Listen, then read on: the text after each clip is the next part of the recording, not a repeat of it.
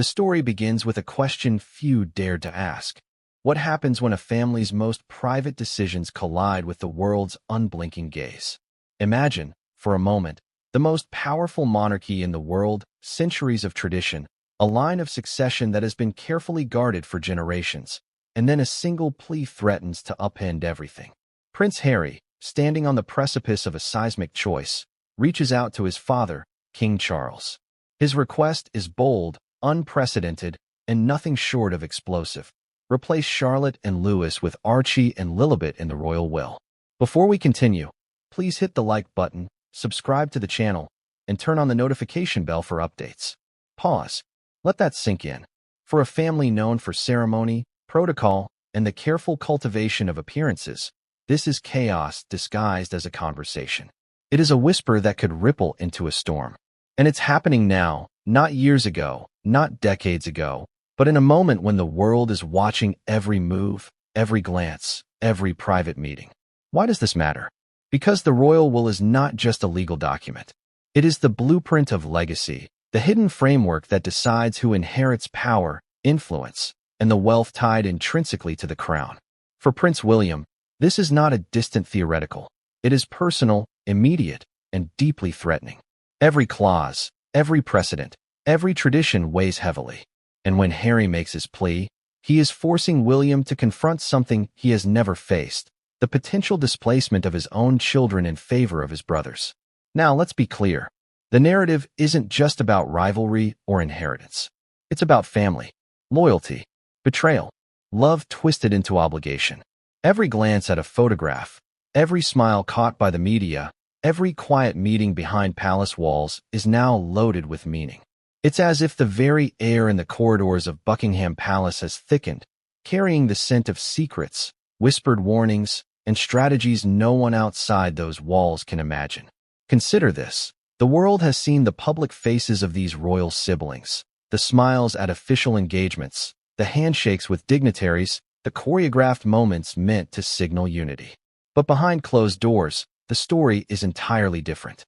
Harry, often portrayed in the press as impulsive or confrontational, is meticulously calculated here.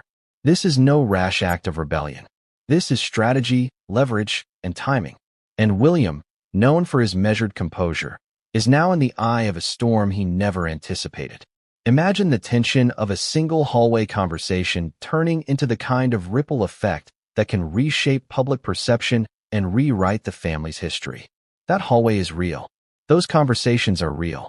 And what started as a letter, then a series of phone calls, has escalated into a conflict of wills. Harry is pressing, relentless, appealing not just to Charles's sense of fairness, but to the very idea of family justice. William, meanwhile, is strategizing, calculating, and preparing a final move that will leave no room for error. And the timing? Perfectly, dangerously poised. Media scrutiny is at an all-time high.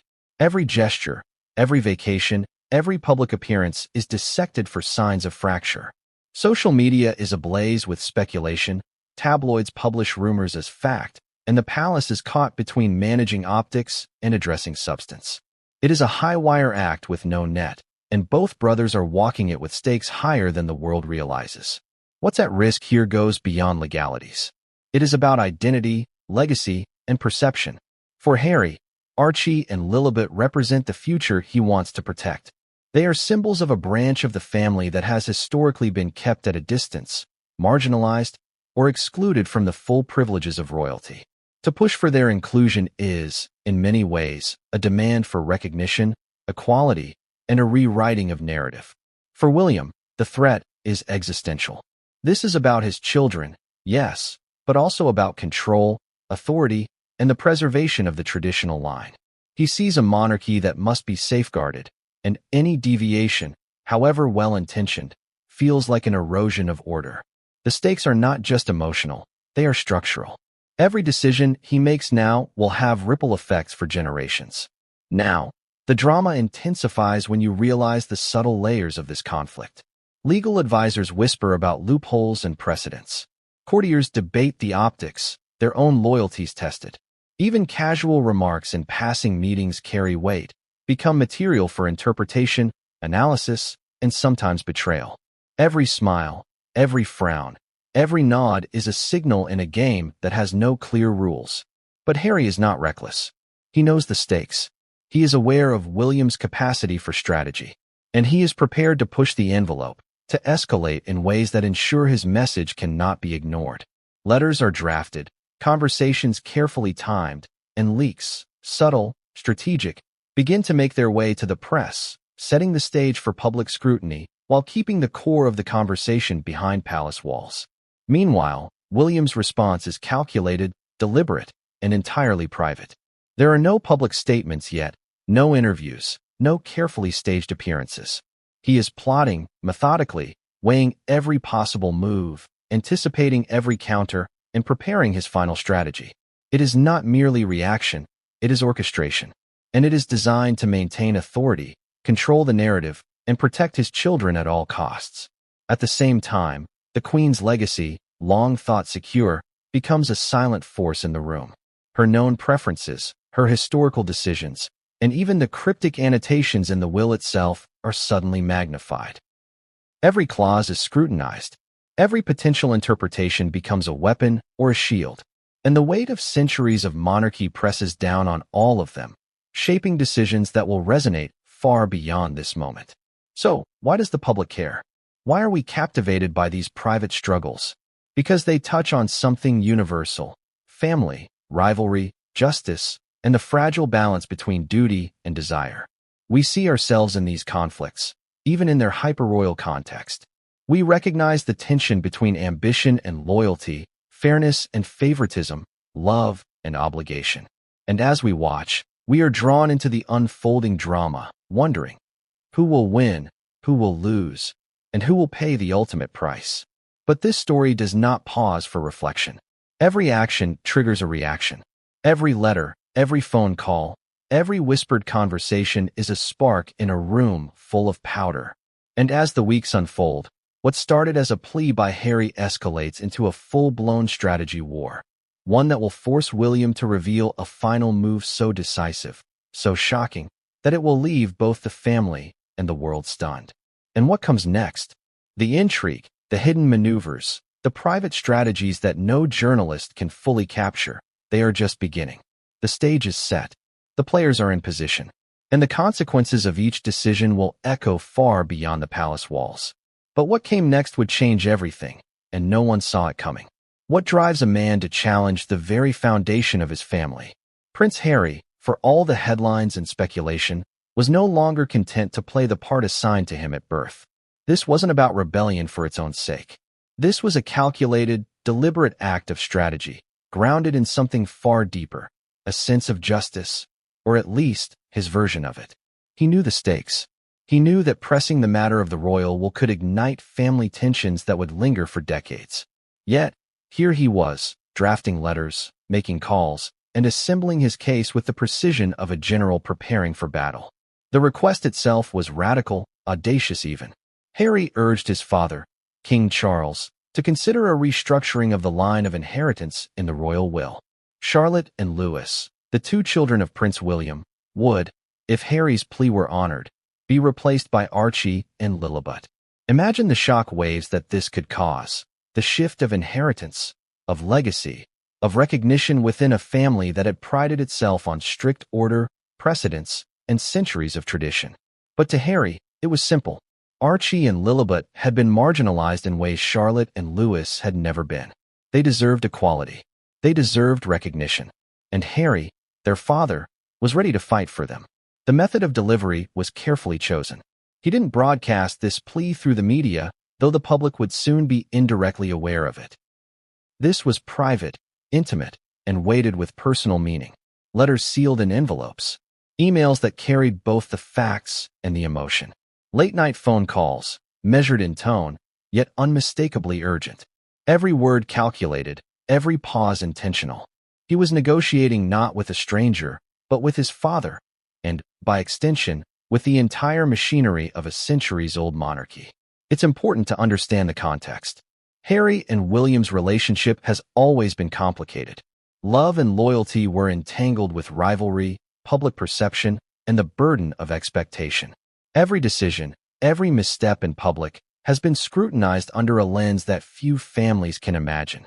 Harry knew this, and yet he pressed on. Every appeal to King Charles was layered with emotional resonance. The innocence of Archie and Lilibet, the unfairness they had endured, the symbolic act of rewriting a will not just for wealth, but for acknowledgement. And yet, even within the strategy, there was contradiction. Harry was asking for change within an institution designed to resist change. He was invoking tradition to challenge tradition. How could a monarchy, one built on rules, precedent, and continuity, reconcile the appeal of a son seeking justice for his children with the very rules that defined its existence? The answer was anything but simple. King Charles, when presented with this plea, faced his own private battle. A father first, a king second, he had to weigh emotions against duty, fairness against precedent. Could he honor his youngest son's plea without fracturing the carefully balanced order of succession? Every decision he made would have reverberations within the family, across the Commonwealth, and in the court of public opinion. He read the letters, absorbed the arguments, contemplated the potential consequences. The stakes were not just financial or ceremonial. They were existential for the family, for the monarchy, and perhaps for himself. The tension was palpable. Courtiers whispered in the corridors. Legal advisors debated the fine print. Even a single word in a letter could be interpreted as guidance, obligation, or precedent. Every phrase, every subtle insistence carried weight. Harry, for his part, was unwavering. He was determined to push until his father either acknowledged the fairness of his plea or offered a clear reason to deny it. Meanwhile, the emotional stakes ran high. William, though not directly involved in these initial communications, sensed the tremor. He heard through trusted aides that Harry was advocating for a restructuring of the will.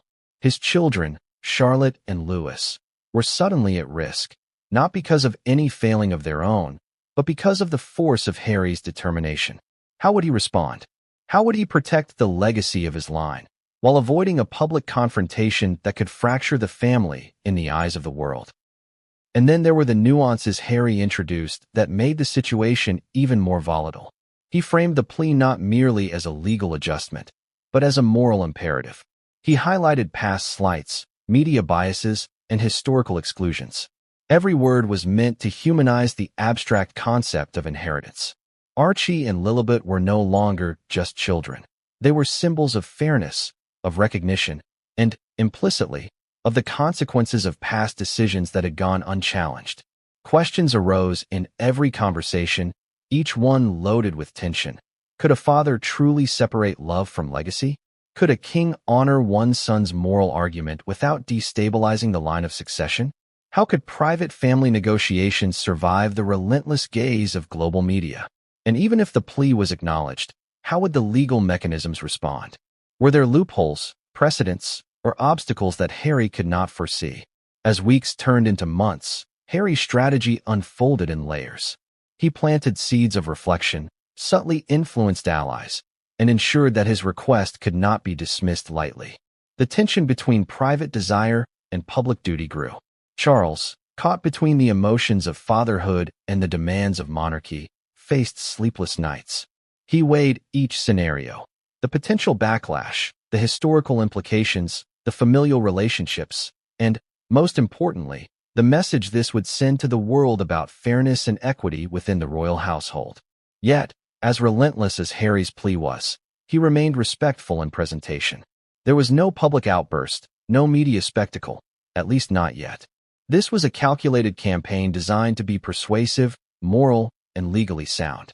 Every communication was precise, every argument carefully layered with context and historical reasoning. And all the while, he watched, waited, and prepared for the moment his father would respond, knowing that in the palace, silence is often louder than words. Direct questions hung in the air, unspoken but ever present. Would Charles side with the plea of his younger son? Would William's children truly be displaced? Could the monarchy withstand this level of internal scrutiny? And most crucially, what would William do once he discovered the depth and scope of Harry's intentions? As the weeks progressed, whispers began to circulate through the corridors of the palace. A change was coming, and those closest to the throne could sense it. Harry's insistence was no longer just a personal request. It had become a catalyst for action, a spark threatening to ignite a chain reaction. Courtiers, advisors, and even distant family members began taking sides, consciously or unconsciously, signaling their positions through subtle gestures, private conversations, and carefully placed leaks. But Harry's plea was only half the story. He had initiated a conflict that could not be contained. He had set the stage, drawn the lines, and framed the moral argument. What he could not control was the response, the countermoves, the hidden strategies, and the emotional turbulence that would inevitably follow. The family, the institution, and the world were about to witness a drama none could have fully predicted. And the first sign that the tension had escalated into something unstoppable came when William, who had previously remained silent, began to mobilize his own response.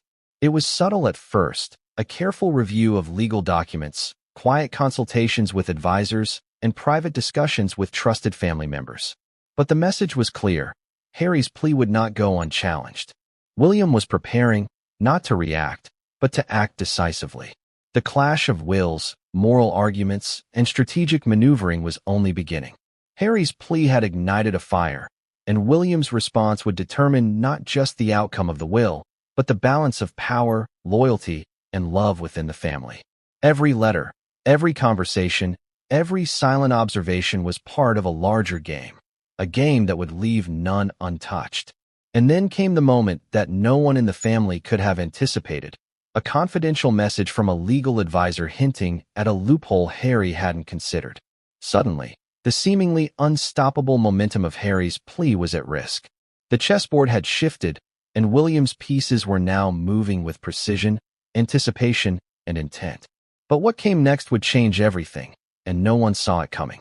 What do you do when your brother is shaking the very foundations of your family, demanding a shift that could alter the line of succession forever? Prince William, long admired for his calm demeanor and methodical approach, faced exactly this question. On the surface, he appeared unruffled, attending public engagements with the familiar composure expected of a future king. But behind the polished smile and poised gestures, a storm was brewing, a quiet, calculated strategy that would leave no room for error. It began with observation. William watched, listened, and noted. Every move Harry made, every letter sent, every phone call, and every subtle hint of influence was cataloged and analyzed. He didn't respond publicly. He didn't react impulsively. He waited, allowing Harry's intentions to become fully visible, fully understood. This was chess, not checkers. Every action by Harry was a pawn, a signal, a potential opening. And William, more than anyone, understood the importance of timing in this game. William's approach was rooted in both caution and calculation. The stakes weren't just personal, they were institutional. The royal will, after all, wasn't just a document about inheritance. It was a symbol of continuity, of tradition, and of authority. Any deviation risked more than family tension. It risked public perception, political scrutiny, and the legacy of the monarchy itself. To act recklessly would be catastrophic. To act too late could be worse. Timing, strategy, and precision were everything. He began by assembling a quiet team of allies, advisors, and confidants. These were not the public-facing aides who handle ceremonies and schedules. These were insiders with deep knowledge of palace protocol, legal frameworks, and historical precedents. Each member was selected not for loyalty alone, but for discretion, insight, and strategic thinking. Together, they began mapping the potential scenarios, anticipating every move Harry might make, and identifying every possible leverage point William could exploit. The first challenge was clarity. The will, like many royal documents, was dense with centuries of precedent, legal language, and implicit assumptions. William pored over every clause, searching for nuances that could safeguard his children while maintaining public credibility. Every paragraph was analyzed for loopholes, ambiguities, and potential leverage.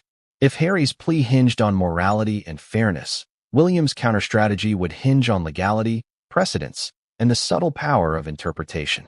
Yet the emotional layer could not be ignored. This was not just strategy, it was personal. William was acutely aware that Charlotte and Louis, his own children, were inadvertently caught in this crossfire. Their futures, their recognition, and their security were all at stake. Every calculated move needed to protect them while avoiding public perception that could frame him as vindictive or obstructive. It was a delicate balancing act. Protect the line, preserve appearances, and anticipate your brother's counter-moves. William also recognized the psychological dimension. Harry's approach, while methodical, carried the emotional weight of grievance and moral appeal. Every letter and conversation was crafted to evoke empathy, to place pressure, and to signal moral superiority. William needed to counter not just the legal arguments, but the emotional ones, because public opinion often favors the perceived underdog. He had to be careful not to appear cold, uncaring, or purely strategic. Emotional intelligence was as important as legal acumen. He began by observing Harry's patterns. Which advisors did Harry trust? How did he communicate his intentions? What subtle cues could reveal his next steps? By tracking these details, William could anticipate, rather than react, positioning himself several moves ahead. It was not aggression, it was preemption. And in the corridors of Buckingham Palace, preemption is often the difference between control and chaos. At the same time, William leveraged historical precedent. He revisited past royal disputes, inheritance conflicts, and the ways previous monarchs had managed familial disagreements. There were lessons to be learned, strategies to be adapted, and subtle signals that could guide his response. Every decision he made was anchored in history, giving him both legitimacy and moral cover. But William's strategy wasn't only reactive, it was proactive. While Harry advanced his moral argument for Archie and Lilibet, William quietly initiated measures to reinforce the security of his own line. This included revisiting trust funds, clarifying legal language, and quietly ensuring that the mechanisms of succession could withstand scrutiny. These were not public actions. They were invisible maneuvers designed to prevent Harry from exploiting gaps, ambiguities, or procedural weaknesses. Then came the human element. The courtiers, advisors, and insiders who often act as unseen influencers in the palace. William reached out to those who could provide intelligence, mediate potential leaks, and shape the narrative from within. Every gesture, every subtle conversation, and every piece of advice was filtered through a lens of strategy. It was not enough to have the law on his side. Perception, influence, and timing mattered just as much. As the weeks unfolded, the quiet preparation began to generate subtle effects. Advisors reported Harry's growing impatience. Small leaks in media outlets hinted at tension without revealing specifics. William's careful orchestration allowed him to project calm while signaling, through indirect channels, that the family's interests, and his own, were being actively safeguarded. It was a masterclass in controlled influence. Yet the tension remained palpable. William understood that any misstep could be catastrophic.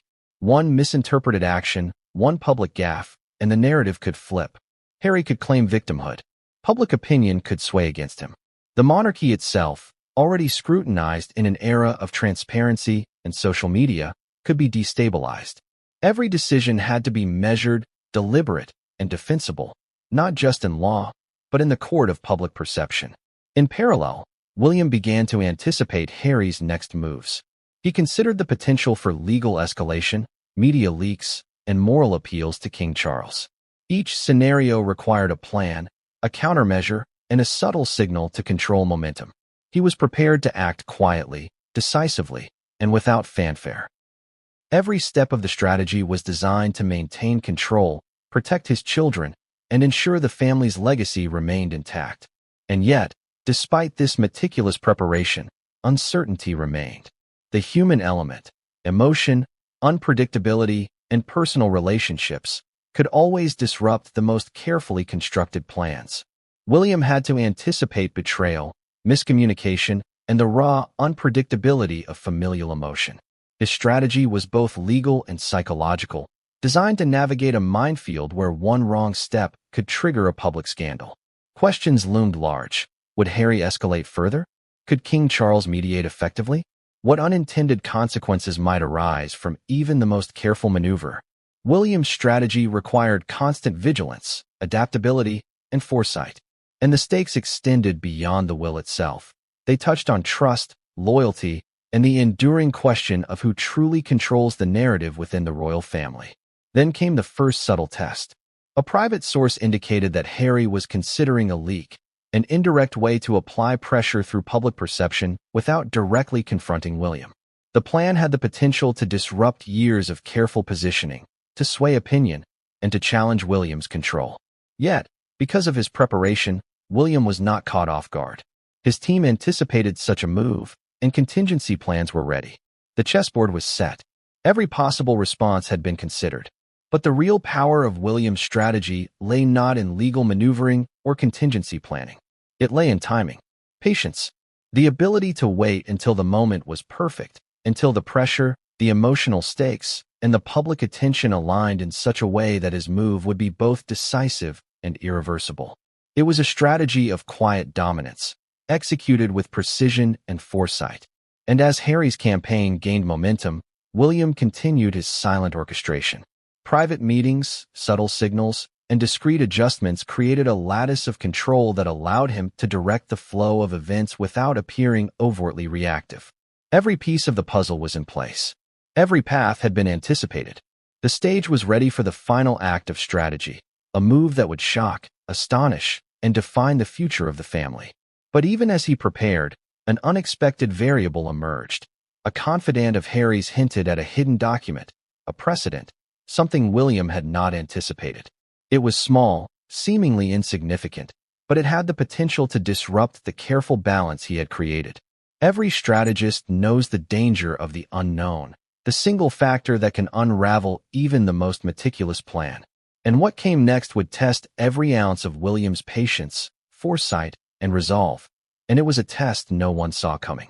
What if the document that defines legacy, inheritance, and power was more dangerous than anyone realized? The royal will, a text often assumed to be a static, unchanging blueprint, was in reality a labyrinth of precedent, legal language, and centuries of embedded tradition. To the untrained eye, it might appear straightforward, a set of rules dictating who inherits what. But in the hands of William and Harry, it became a battlefield, every clause a potential weapon, every footnote a trap. The will itself had layers most people would never suspect. It wasn't merely a document about money or property. It was a codified map of influence, authority, and succession. Charles, as king, held ultimate discretion in certain areas, but the structure of the will meant that every adjustment could ripple outward, affecting relationships, status, and public perception. For Harry, it was a chance to create change. For William, it was both shield and sword. Every royal document is steeped in history. The will incorporated precedents from monarchs past, including subtle clauses intended to safeguard the continuity of the line. These clauses were not written in legalese alone. They contained implied rules about behavior, eligibility, and precedence. A single misinterpretation could have dramatic consequences. And as Harry pushed for Archie and Lilibet to be included in ways previously unimagined, the will's hidden layers became both an opportunity and a minefield. William, of course, was not unaware of these subtleties. He studied every page, every annotation, every historical precedent that could protect Charlotte and Louis. The language was deliberately dense, sometimes cryptic, but it carried the weight of centuries. William recognized that understanding the will was less about reading words and more about interpreting intent. What had the Queen intended when she made certain adjustments? Which clauses were binding, and which were open to discretionary interpretation? These were not hypothetical questions. They were tactical considerations that could define the future of the monarchy. Harry, meanwhile, relied on a mix of emotional appeals and selective historical framing. He emphasized fairness, equality, and moral rightness. He highlighted the marginalized status of Archie and Lilibet in public perception and legal treatment. Each argument was carefully constructed to show that the status quo was not only inequitable but unstable. He understood that the will, like any institution, was vulnerable not just to technical scrutiny, but to moral challenge. Public opinion could sway outcomes in ways that law alone could not. The tension between legality and morality created a unique battlefield. For William, the challenge was to anticipate both the legal arguments and the narrative Harry would construct. He had to think beyond the text and consider perception. How would the public react if Harry's plea were honored? Would a perception of favoritism or upheaval undermine the authority of the monarchy? Could legal legitimacy be enough to sustain stability if the moral argument gained traction in the press? William's strategy was meticulous. He began identifying every loophole, every clause that could be interpreted in multiple ways. Some were technical, phrases that, if read in isolation, might seem to grant Harry leverage. Others were subtler, embedded in historical footnotes, annotations, or archaic language that had survived from earlier generations of monarchs. To the average observer, these nuances would be invisible, but to William, they were keys to controlling the outcome. And then there were the contingencies. The royal will had rarely faced challenges of this magnitude. The inclusion of children from different branches of the family in ways Harry proposed was unprecedented. How would judges interpret ambiguous wording? How might advisors exploit vague clauses to influence the outcome? Every potential loophole had to be identified, controlled, and, if necessary, neutralized. William also had to consider timing. Some clauses only came into effect at specific ages or under particular circumstances. Adjusting for timing could be as impactful as altering the will itself. By managing when and how certain sections would be activated, William could create leverage without ever directly confronting Harry. Subtlety, patience, and strategic deployment of authority were his tools. But the will contained secrets beyond technical clauses. Personal annotations, handwritten notes, and private letters referenced within the document hinted at preferences, intentions, and even warnings.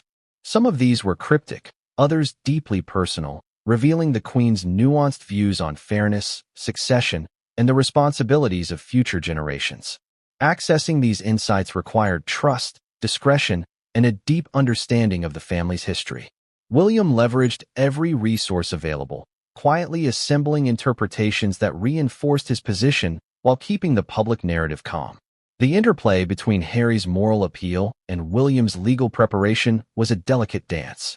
Each move had to be counterbalanced, each argument anticipated. William realized that public exposure of the will's details could be both a threat and a shield. On one hand, media scrutiny might pressure the monarchy to accommodate Harry's demands. On the other, the secrecy surrounding hidden clauses provided William with tools to maneuver discreetly. Timing, therefore, became essential. The right disclosure, at the right moment, could protect his children while neutralizing Harry's leverage. Then came the first unforeseen complication.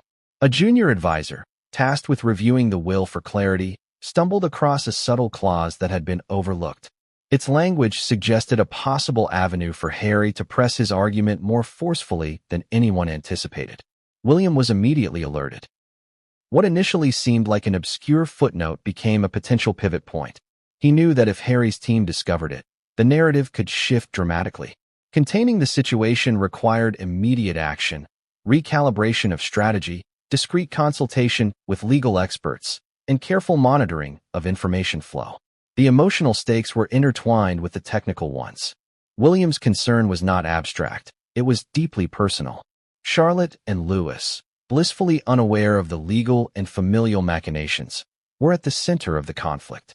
Any perceived threat to their inheritance or position could have lasting implications on their lives and public roles. Protecting them required both foresight and subtlety, ensuring that any maneuvering would not create a public scandal or internal fracture. Harry, for his part, was relentless. He had anticipated some of William's strategies, but the complexity of the will, combined with William's methodical approach, created barriers even he could not have fully expected. Every legal footnote, every ambiguous clause, and every historical reference had been accounted for by William, turning potential vulnerabilities into strategic defenses. Harry's moral appeals carried weight, but William's preparation ensured that they would not translate into immediate action without negotiation. This was the reality of the royal family behind closed doors. Power, influence, and legacy were entangled with emotion, strategy, and centuries of tradition. The royal will, a single document, had become the focal point of an intricate and high-stakes game. Every decision, every interpretation, and every subtle signal had consequences. And while Harry pushed, William controlled, the quiet strategist, navigating uncertainty with precision. Yet even the most meticulous strategies contain unknown variables, hidden interpretations, potential leaks, and unforeseen pressures threatened to unravel carefully constructed plans. William knew that one misstep could shift the balance, empower Harry, and trigger a cascade of consequences that would affect not only the family, but public perception of the monarchy itself. And then came the revelation that changed everything. A clause so obscure, so cryptic, that neither side had anticipated its full implications. Its discovery promised leverage to whoever wielded it correctly, but misuse could devastate both strategy and relationships. The royal will, already a battleground, had just become an entirely new arena of intrigue. But what came next would push William into action faster than anyone could anticipate, and the outcome would shock even those closest to him. What happens when the intentions of a monarch, long gone, are suddenly thrust into the center of a family conflict that could redefine history? The late Queen Elizabeth, whose reign spanned decades and whose decisions shaped the very fabric of the modern monarchy, had left behind a legacy that was both explicit and enigmatic. Every gesture, every private note, and every subtle annotation in the royal will carried her fingerprints. To Charles, William, and Harry, her influence was no longer abstract. It had become a living, potent force in the drama unfolding within the palace walls. From the moment Harry raised the question of replacing Charlotte and Louis with Archie and Lilibet, the Queen's legacy became the invisible third party in the conversation. Her known preferences, her discreet acknowledgement of fairness, her nuanced understanding of family dynamics, were suddenly under scrutiny. Could the moral weight of her intentions support Harry's plea? Or would it reinforce William's carefully crafted strategy to protect his children? The tension was as much about interpreting history as it was about planning the future. The Queen had always been deliberate in her approach to family matters. Publicly, she maintained a facade of stoicism, decorum, and neutrality. Privately, she was a master of subtle influence. Letters and annotations left behind in official documents reflected a mind that understood both the importance of precedent and the need for flexibility. These insights were not obvious to casual observers. They required deep knowledge, careful analysis, and sometimes intuition. William recognized this. Harry sought to appeal to it. And King Charles, caught in the middle, had to navigate both reverence and responsibility. The complexity of the Queen's legacy lay in her balance of tradition and adaptation. She had maintained the monarchy's continuity while subtly embracing change. Her decisions often contained hidden contingencies, allowances for personal discretion, room for interpretation, and guidance that reflected both principle and pragmatism. Every clause in the will, every reference to succession, carried layers of intent. For William, these layers provided both shield and guidance. For Harry, they became a battleground of moral interpretation. William began to map these intentions with precision. Historical patterns revealed her subtle emphasis on stability and continuity. She had always prioritized the future of the monarchy over individual preference. Yet she had also demonstrated compassion, fairness, and the desire to prevent exclusion or marginalization. Every note she left, every precedent she set, could be interpreted in multiple ways, and each interpretation had consequences for the current conflict. Harry, aware of the Queen's legacy, used it to strengthen his moral argument. He framed his plea as an alignment with her values: fairness, equality, and recognition for all branches of the family. He argued that excluding Archie and Lilibet violated the very principles she had modeled throughout her reign. In doing so, he invoked not just legal or familial reasoning, but emotional and symbolic authority, the moral weight of a beloved, deceased matriarch whose judgment had been widely respected. Charles, navigating the middle ground, found himself facing a conundrum. How could he honor his youngest son's plea without compromising the line of succession or creating an appearance of favoritism? He reviewed the will with meticulous care, considering not only the legal implications, but the ethical and emotional resonance. Every decision had to respect the Queen's intentions while preserving his own authority and protecting the future of all grandchildren. The stakes extended beyond family dynamics. Public perception was a looming force. The Queen had cultivated an image of fairness, duty, and measured judgment. Any decision perceived as deviating from her values could provoke criticism, undermine the monarchy's credibility, or inspire debate about nepotism and favoritism. William understood this fully. His strategy was not merely defensive, it was designed to maintain legitimacy in the eyes of the public while navigating private challenges. Meanwhile, Harry's approach remained strategic. He leveraged anecdotes, historical references, and moral appeals to align his request with the Queen's principles. Every letter, every argument, every conversation was crafted to evoke recognition of her legacy, appealing to Charles's sense of familial responsibility and ethical duty.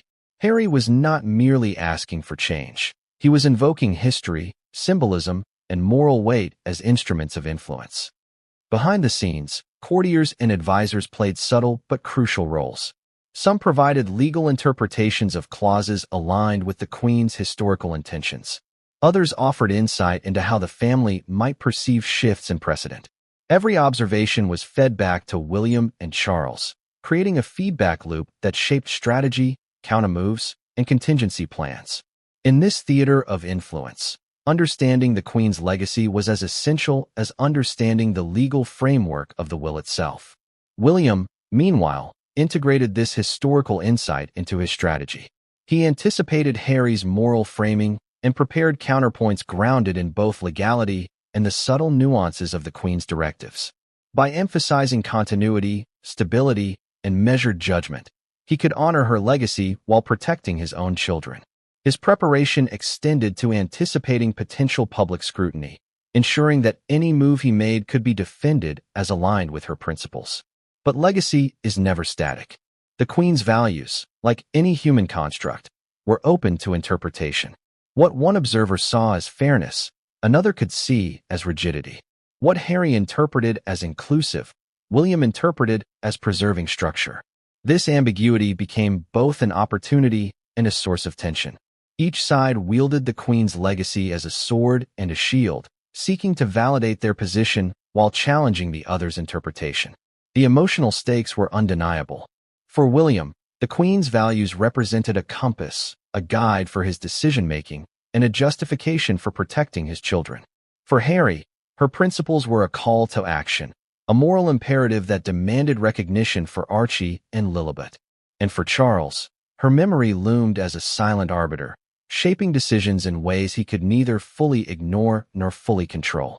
The Queen's influence extended into private correspondence, whispered advice, and the subtle signals she had sent to each generation.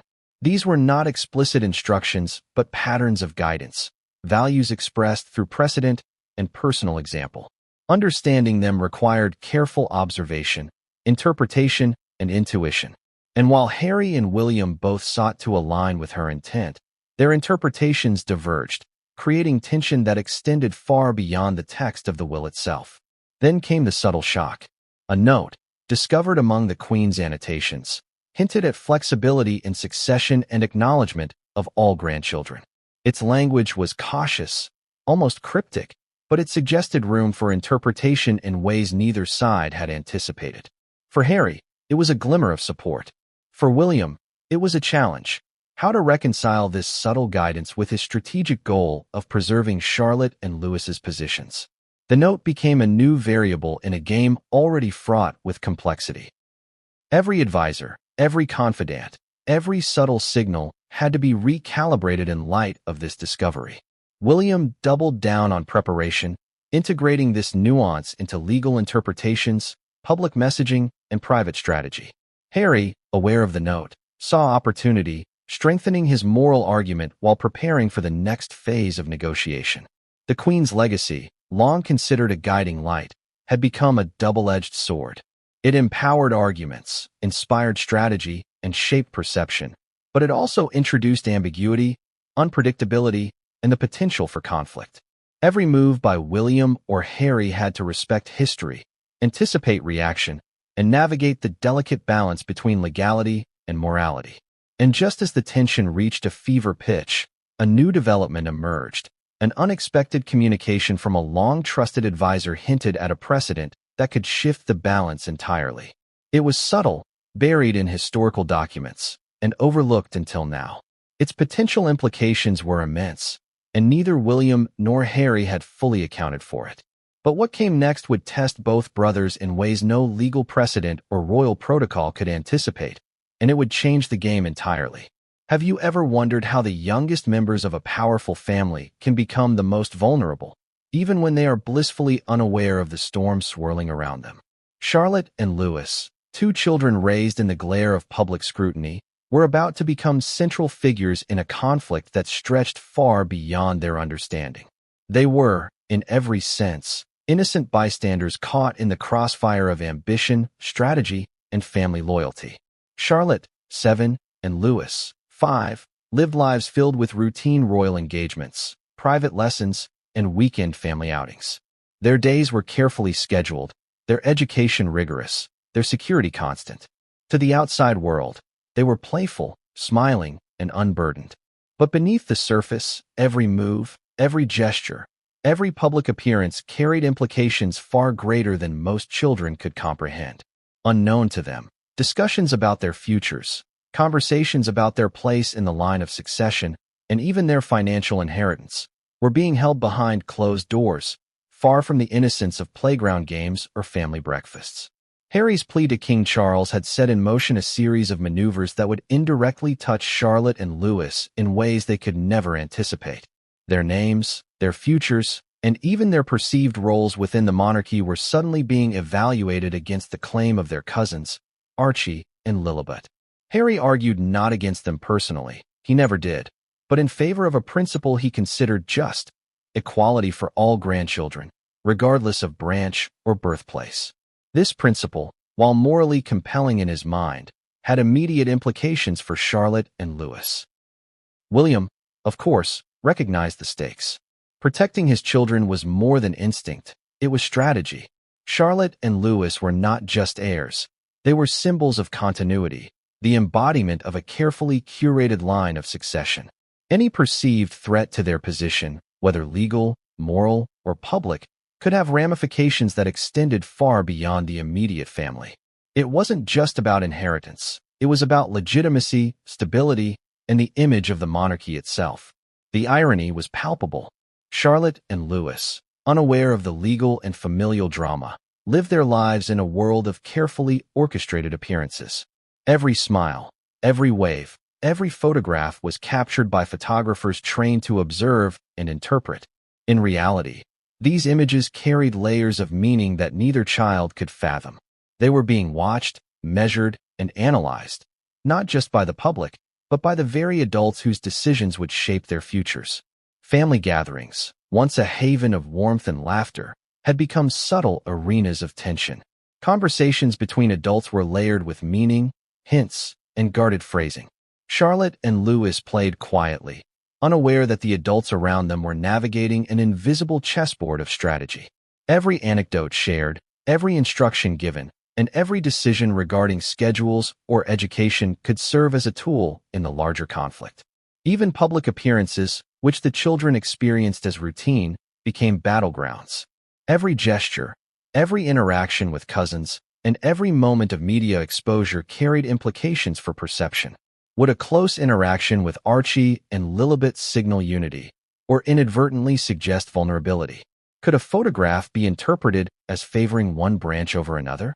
The stakes, though invisible to the children, were extraordinarily high. William's protective instincts extended beyond physical safety. He monitored conversations, press coverage, and even casual remarks in passing.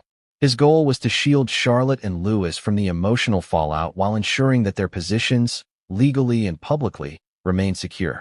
Every step had to be calculated to preserve their innocence, while simultaneously navigating the complex world of royal strategy. Harry, though motivated by a sense of justice, also understood the delicacy required. He did not want to hurt Charlotte or Louis personally, yet his insistence on including Archie and Lilibet inevitably created tension. The challenge was moral, legal, and emotional. How could he advance his cause without inadvertently causing distress to the children he had grown up alongside, and who were dear to him despite the family rift? The emotional weight of these decisions cannot be overstated. Children, by virtue of their position in the family, became symbolic in ways that were entirely unintended. Charlotte represented continuity and the next generation of the senior line. Louis symbolized innocence and potential. Any alteration in their perceived status within the royal will would resonate far beyond private family dynamics. It could shape public opinion, influence future succession debates, and affect the perceived legitimacy of the monarchy itself. The contrast between their innocence and the adult stakes was striking. Charlotte and Louis continued to play, to learn, to experience childhood milestones without awareness of the forces shaping their futures. Yet, every decision made by William, Harry, and Charles now had immediate and long-term consequences for them. Their security, their recognition, and their place in history were all contingent on strategic maneuvers over which they had no control. And then, as if the tension were not already palpable enough, an internal communication hinted at potential changes that could directly affect their status. William was informed, discreetly, that legal interpretations might allow for adjustments in the will that could favor Archie and Lilibet in certain scenarios. The revelation was subtle, almost bureaucratic, yet its implications were profound. Suddenly, Charlotte and Louis were at the center of a potential upheaval they could neither comprehend nor influence. The emotional impact on William was immediate. Protecting his children was no longer about public image or strategic control. It was personal, visceral, and urgent. Every legal precedent, every nuance of the Queen's intentions, every advisory note now had to be interpreted through the lens of safeguarding Charlotte and Louis. The stakes of strategy had become inseparable from the stakes of parenthood. In parallel, Harry's efforts gained momentum. Each moral argument, each historical reference, each appeal to fairness slowly chipped away at the certainty of the status quo.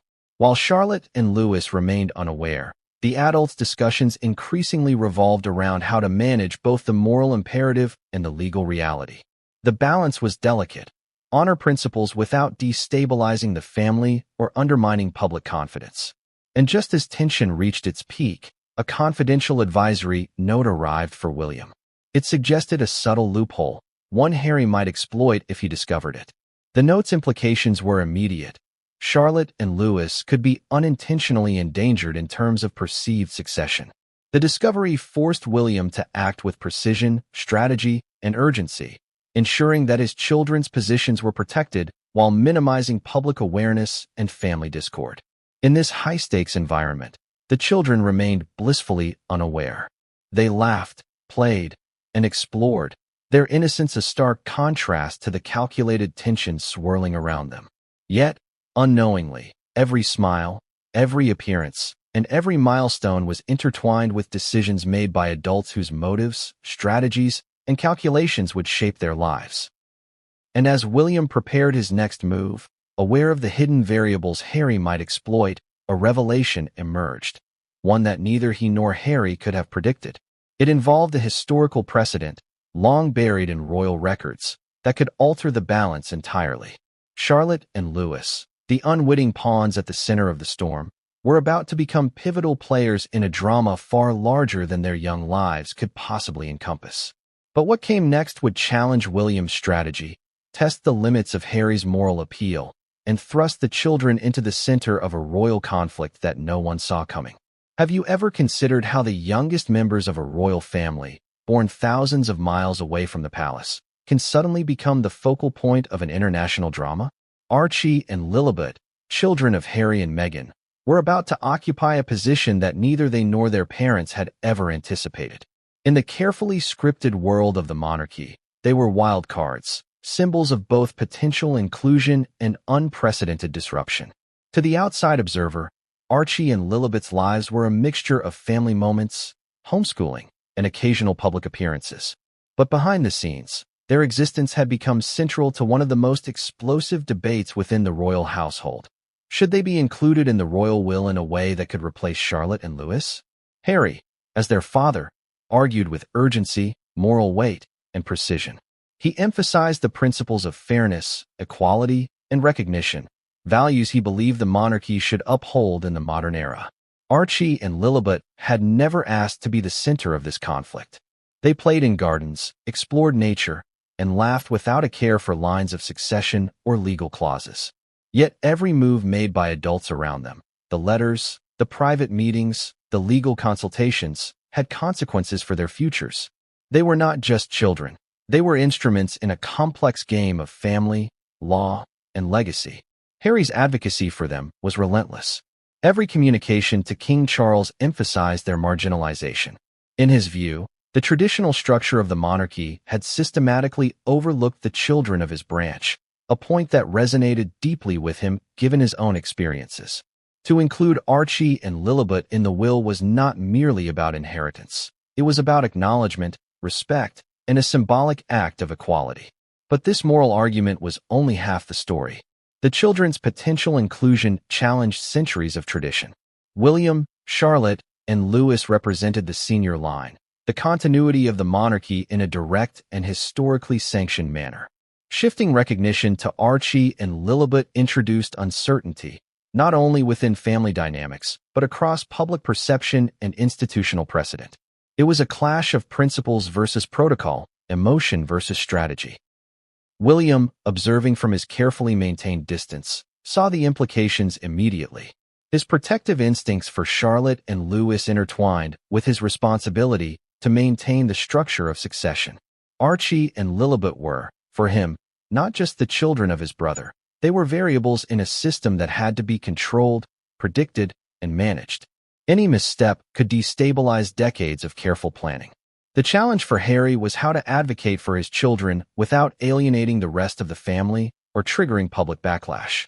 Every letter, every plea, every conversation was a tightrope act. He needed to be persuasive yet respectful, principled yet strategic. The stakes were enormous. Failure could not only undermine his cause, but potentially fracture familial bonds permanently. At the same time, the media added an unpredictable layer of pressure. Stories about Harry's intentions, though often incomplete or speculative, began to circulate. Headlines hinted at tension between the brothers, stirring public curiosity and speculation. Social media exploded with opinions, creating an external environment that amplified the stakes for both Harry and William. In this arena, Archie and Lilibet were unwitting actors, their futures discussed, dissected, and debated by millions who would never understand the full context.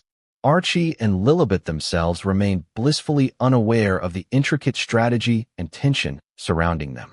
Their lives were filled with playdates, creative learning, and family routines, entirely disconnected from the complex legal and familial drama unfolding thousands of miles away. Yet, every adult decision about the royal will, every subtle maneuver, had direct consequences for them, influencing recognition, inheritance, and the perception of their role within the royal institution. Harry leveraged historical examples, moral arguments, and personal appeals to his father. He framed his case as a continuation of the Queen's legacy of fairness and equity, arguing that excluding Archie and Lilibet would perpetuate an outdated hierarchy. Every point was calculated to maximize ethical impact, sway opinions, and create moral pressure. He wasn't merely asking for a change. He was making a claim for recognition, legitimacy, and equality within the family structure. William, in turn, understood that the stakes were not only legal but psychological. Public perception, media narratives, and internal family dynamics could be as impactful as the technical wording of the will.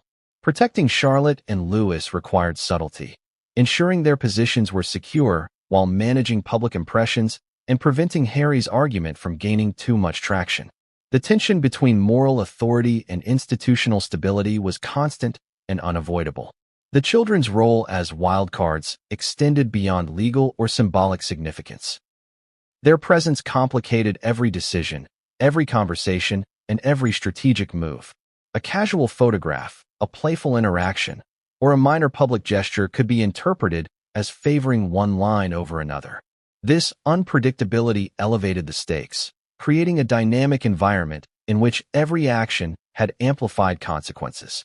Even among the adults, opinions diverged.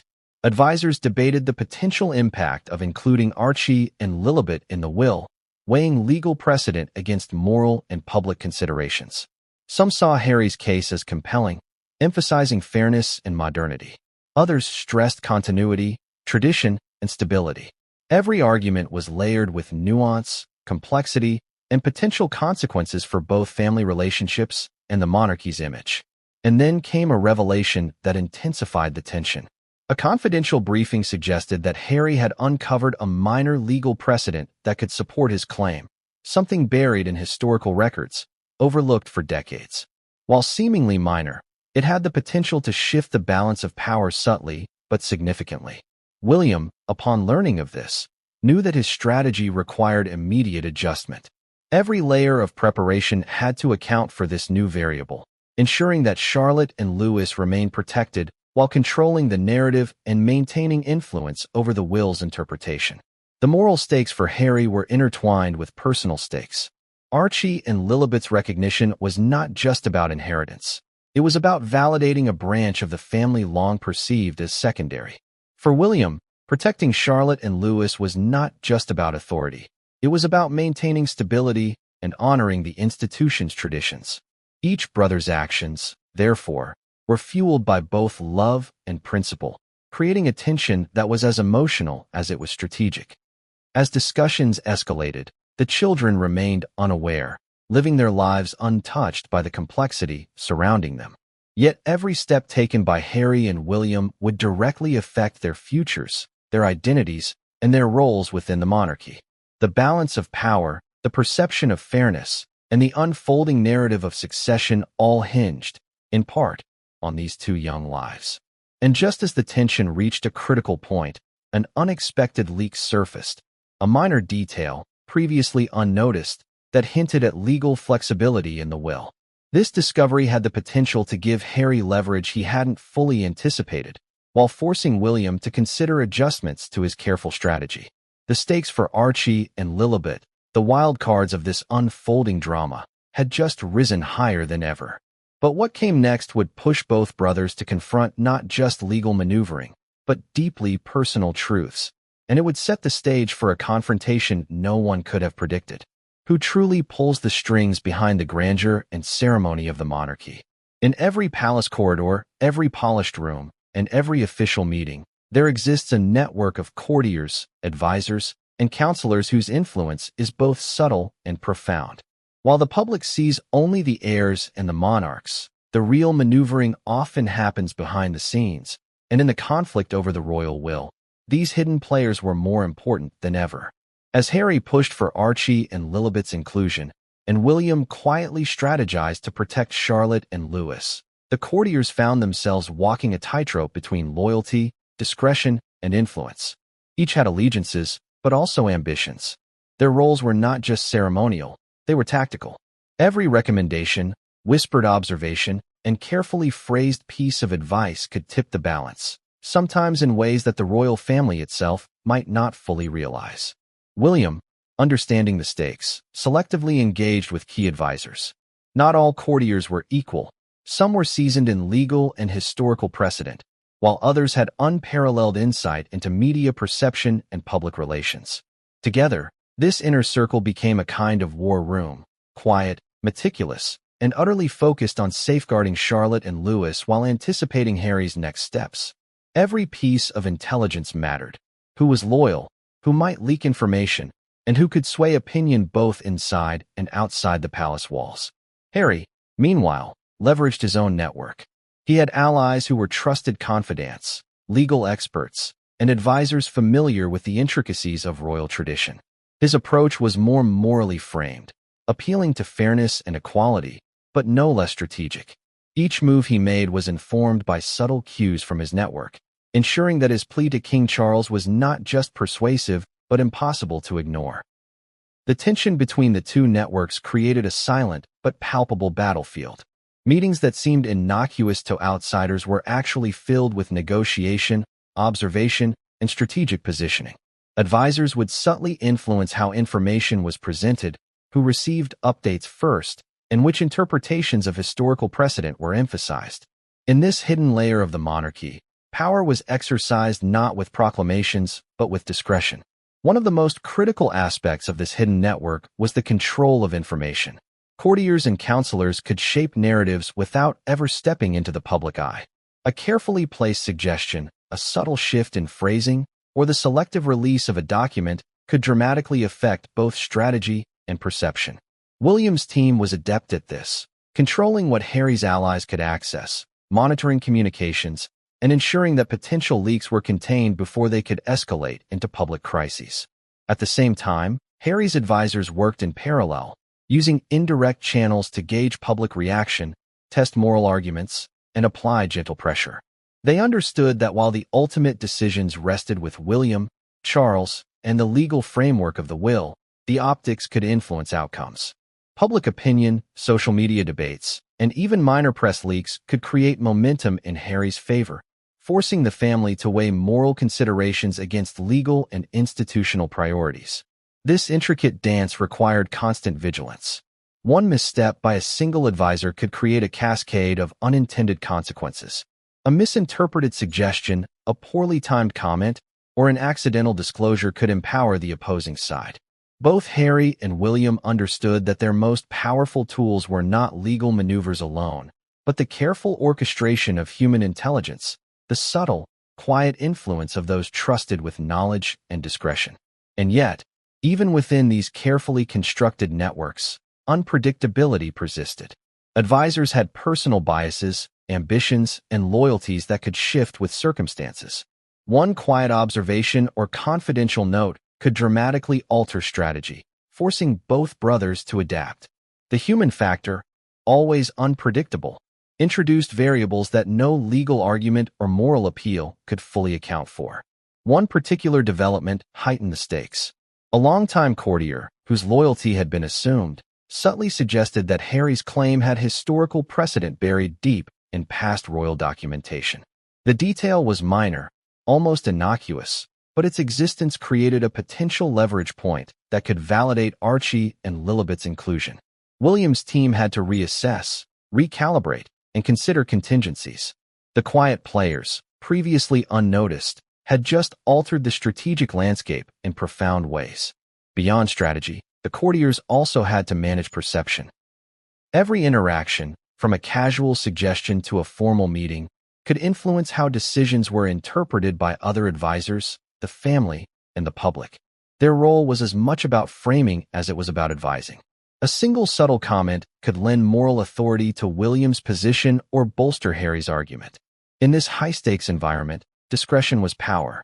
But the courtiers and counselors were not mere extensions of the brothers' wills. They had their own judgments, ambitions, and interpretations of the Queen's legacy. Some sympathized with Harry's moral framing, believing in fairness and equality. Others were steadfast in their loyalty to William, emphasizing stability, continuity, and the preservation of traditional hierarchy. These conflicting loyalties created a web of influence that both guided and complicated decisions.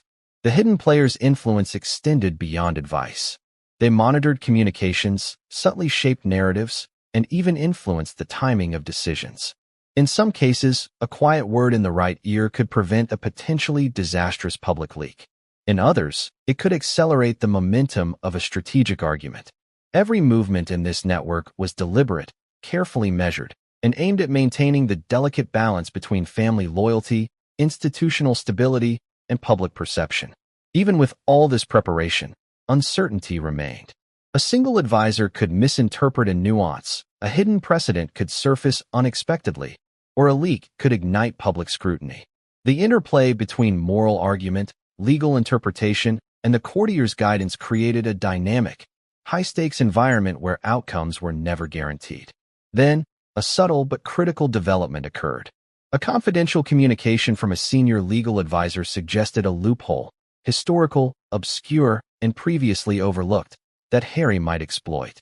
Its existence had not been anticipated by William's inner circle, forcing them to adjust their strategy in real time. The hidden players, previously behind the scenes, suddenly held a pivotal role in determining whether the will would favor Charlotte and Louis or give Archie and Lilibet new legitimacy. And just as William was recalibrating, a whisper reached him that one of Harry's trusted advisors had already discovered the loophole. The realization hit. The battle was no longer abstract or theoretical. It was immediate, tactical, and personal. The hidden players, once background actors, had become central to a high-stakes game that would shape the future of the monarchy.